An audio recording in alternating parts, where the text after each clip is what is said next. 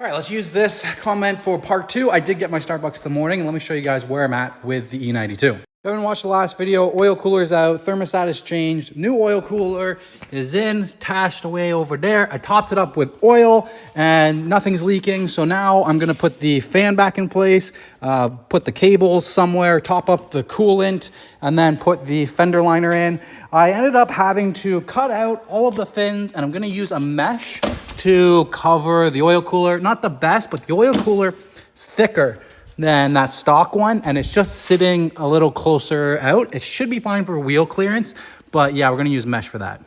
Okay, so the coolant system is now bleeding. Fan is back in, shroud's in, oil cooler lines sitting like that. Mesh in place. Just gotta put the bottom cowl back in, and we'll be cleaning up the rest of the tools, and we'll be good to go home. Okay, everything is back together, coolant is bled, car is on the ground, and it's time to go home. Okay, so driving home right away, I know my thermostat is working.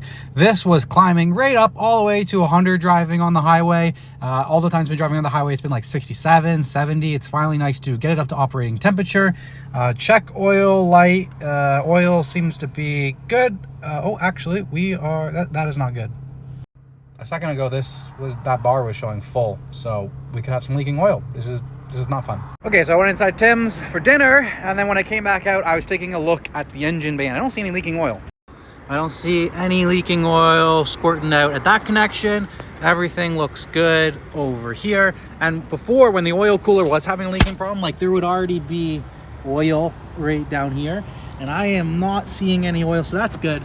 Although I did find out that my tire rubs on that, so next week I gotta fix that. Every time I turn to the left too much, then it starts rubbing because that oil cooler sticks out a little farther, so that's not good.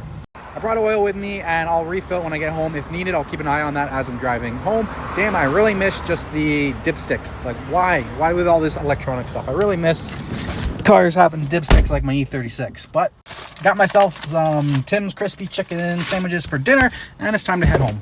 Okay, I just got home, and then when I checked it right before I got out, it said add a whole liter. So we added in another liter.